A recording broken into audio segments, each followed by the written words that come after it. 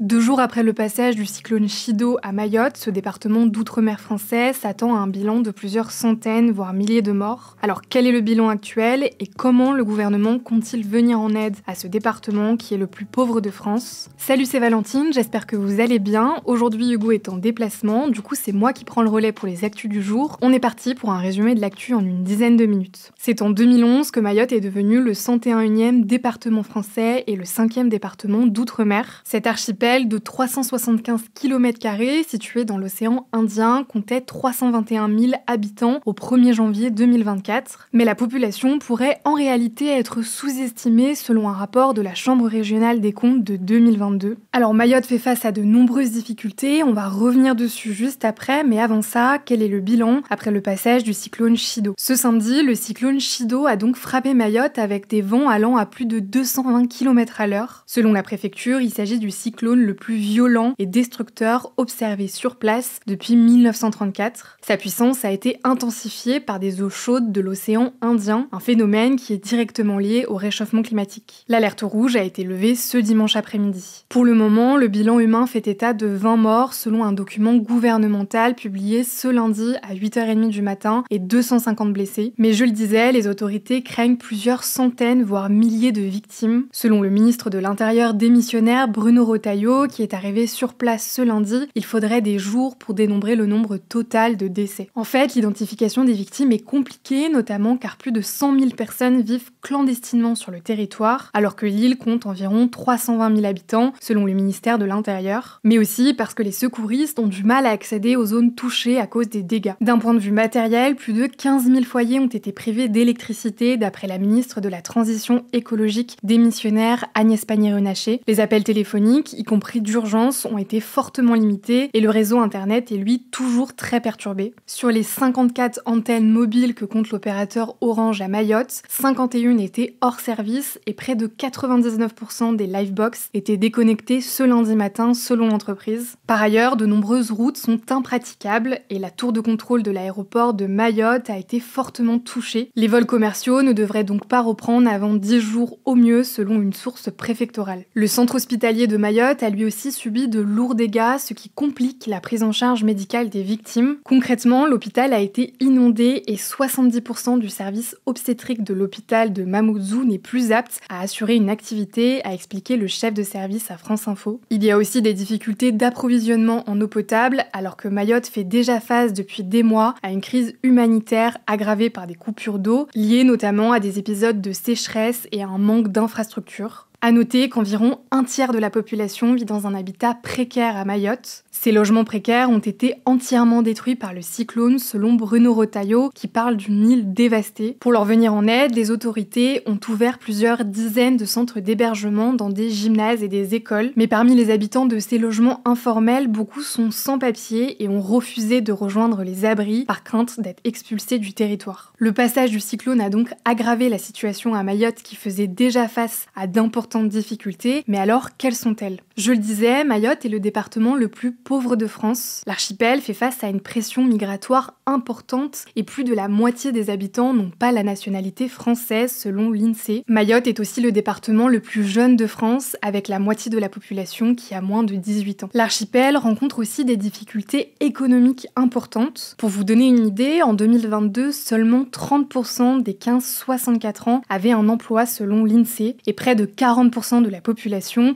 vit avec moins de 160 € par mois. Suite au passage du cyclone, plusieurs opposants politiques du gouvernement, à gauche comme à l'extrême droite, ont déploré le manque d'attention et de moyens mis en place pour aider Mayotte, qu'ils estiment abandonnée par l'État depuis des années. Et justement, depuis ce week-end, qu'est-ce qui a été mis en place pour venir en aide aux habitants de Mayotte? Déjà, un pont aérien et maritime a été déployé depuis La Réunion, située à 1400 km de Mayotte. Il va permettre d'envoyer du matériel et du personnel médical, mais aussi de l'eau et de la nourriture. Le gouvernement a aussi annoncé l'envoi d'ici mercredi d'environ 800 personnes en renfort pour la sécurité civile, d'un hôpital de campagne et de matériel médical. De son côté, le secrétaire national du Secours populaire a annoncé ce lundi sur France Info que l'association avait débloqué 100 000 € pour intervenir à Mayotte de façon urgente. À l'échelle européenne, la présidente de la Commission européenne, l'une des principales instances de l'UE, a assuré sur X être prête, je cite, à apporter du soutien dans les jours à venir à Mayotte. De leur côté, les ministres démissionnaires de l'Intérieur et des Outre-mer, Bruno Retailleau et François-Noël Buffet, sont arrivés sur place ce lundi. Emmanuel Macron a quant à lui présidé une réunion consacrée à la situation à Mayotte en fin de journée. À noter aussi que la députée de Mayotte, Estelle Youssoufa, du groupe Lyotte, a appelé l'État à déclarer l'état d'urgence, ce qui permettrait à l'État de mobiliser rapidement des moyens exceptionnels pour répondre à la crise sur place. On suivra ça. En tout cas, plusieurs associations comme le Secours populaire, la Fondation de France ou encore la Fédération nationale de protection civile ont lancé des appels aux dons pour venir en aide aux sinistrés. Si vous voulez faire des dons, il faut faire bien attention à donner à des associations qui sont implantées sur place. Je vous mets des liens en description. Je vous laisse avec Léa pour les actualités en bref. Merci Valentine et bonjour à tous. On commence avec un point sur le futur gouvernement. François Bayrou, nommé Premier ministre vendredi, a entamé ce lundi une série de consultations auprès des partis présents à l'Assemblée nationale. Ce matin, le Rassemblement national a ouvert le bal avec Marine Le Pen, la présidente du groupe RN à l'Assemblée, qui a affirmé qu'elle avait exprimé, je cite, ses réserves sur un certain nombre de personnalités qui pourraient rejoindre le futur gouvernement. Dans l'après-midi, c'est Gabriel Attal pour le groupe Ensemble, le camp présidentiel, qui a été reçu, suivi du Parti socialiste et des Républicains. De son côté, la France insoumise a refusé l'invitation, je cite, par crainte que tout ça soit à nouveau une comédie, selon Jean-Luc Mélenchon. Le groupe menace toujours de déposer une motion de censure contre le futur gouvernement qui pourrait l'obliger à démissionner s'il est voté par plus de 288 députés. Les consultations devraient se terminer au milieu de la semaine. François Bayrou souhaite former un gouvernement avant Noël. Deuxième actu, en Corée du Sud, les députés sud-coréens ont voté samedi en faveur d'une destitution du président Yoon Suk-yeol suite à sa brève tentative d'imposer la loi martiale le 3 décembre. La loi martiale permet de donner temporairement plus de pouvoir aux autorités militaires. Selon le président, l'objectif était de faire face à de supposées menaces de forces communistes nord-coréennes. Le président est donc suspendu dans l'attente de la décision de la Cour constitutionnelle qui validera ou non cette destitution dans un délai de 180 jours. Si elle est validée, une nouvelle élection devra être tenue sous 2 mois pour élire un nouveau président. Dans ce laps de temps, c'est le Premier ministre qui dirigera le pays en intérim. Troisième actu, ça concerne la Syrie. Pour la première fois depuis 12 ans, une équipe de diplomates français va se rendre en Syrie ce mardi. L'objectif notamment, c'est d'établir de premiers contacts avec les nouvelles autorités et de favoriser une transition pacifique et inclusive. On en a déjà parlé, une coalition menée par le groupe islamiste HTS a pris le pouvoir en Syrie, renversant le président syrien Bachar el-Assad au pouvoir depuis 24 ans. A noter que du côté des États-Unis, le secrétaire d'État américain Anthony Blinken a affirmé avoir eu un contact direct avec la Syrie. Les États-Unis, tout comme plusieurs autres pays, considèrent le groupe islamiste HTS comme une organisation terroriste, même s'il affirme avoir rompu ses liens avec le djihadisme. Parallèlement à ça, ce lundi, Bachar el-Assad s'est également exprimé pour la première fois depuis sa chute. Il a assuré que sa fuite en Russie n'était pas planifiée et a affirmé que la Syrie était désormais, je cite, aux mains des terroristes. Quatrième actu, l'ambassadeur de France en Algérie a été convoqué ce week-end par le ministère algérien des Affaires étrangères. L'Algérie accuse la France d'avoir mené, je cite, des opérations et manœuvres agressives pour déstabiliser le pays, selon plusieurs médias algériens. En fait, tout part d'un documentaire qui a été diffusé début décembre à la télévision en Algérie. Ce documentaire affirme que les services de renseignement algériens ont déjoué un plan machiavélique de la DGSE, le service de renseignement français, qui aurait cherché à recruter d'anciens terroristes en Algérie pour déstabiliser le pays. Pour le ministre démissionnaire français des Affaires étrangères, Jean-Noël Barrot, interrogé par France Inter ce dimanche, il s'agit d'accusations infondées et fantaisistes. Cinquième actu, la marque d'eau gazeuse Perrier, qui est l'une des plus célèbres en France, pourrait être forcée de fermer sa production d'eau minérale naturelle sur le site de Vergès dans le Gard pour des raisons sanitaires et donc perdre son label d'eau minérale naturelle. Ces informations ont été dévoilées par les médias Radio France et Le Monde qui se sont procurés un rapport confidentiel de l'Agence régionale de santé d'Occitanie. Selon ce rapport, la qualité des ressources en eau exploitées n'est pas suffisante pour produire de l'eau minérale naturelle. L'ARS pointe notamment du doigt l'utilisation de microfiltres dans l'usine qui ne retiendraient pas les virus. Nestlé, qui possède Perrier, a indiqué au journal Le Monde et à Radio France ne pas pouvoir faire de commentaires car le groupe n'aurait pas connaissance du rapport final de l'ARS. De son côté, la préfecture du Gard doit se prononcer lors du premier semestre 2025 sur l'avenir de l'usine Perrier à Vergès et sur le renouvellement ou non de l'autorisation d'exploitation de la source Perrier. Sixième actu, ce week-end, le pape François était en visite en Corse et c'est la première fois de l'histoire savoir qu'un pape se rendait en visite officielle sur l'île française. Alors sur place, le pape a présidé une messe géante en plein air d'1h30 à Ajaccio, devant un public de 7500 personnes, dont des fidèles et des personnalités politiques. Sa visite s'est conclue par une rencontre avec le président Emmanuel Macron. Le pape a exprimé son soutien aux habitants de Mayotte qui ont été touchés par un cyclone en fin de semaine dernière. Et enfin, dernière actu, le TGV qui relie Paris à Berlin a été inauguré ce lundi. Il relie les deux capitales en 8 heures. Un train par jour sera proposé dans les deux sens avec un départ le matin. À Paris, le train partira et arrivera à Gare de l'Est. C'est la première fois qu'il est possible de voyager entre Paris et Berlin en TGV sans correspondance. Depuis quelques mois, un train de nuit était déjà proposé entre les deux villes, mais le trajet du retour de 13 heures. Selon la SNCF, un Paris-Berlin en train rejette 2 kg de CO2 contre plus de 200 kg de CO2 en avion. Merci Léa, on passe maintenant au débat du jour. La France propose-t-elle suffisamment de trains de nuit pour relier les grandes villes européennes ? C'est tout pour aujourd'hui, prenez soin de vous, prenez soin de vos proches et on se dit à demain.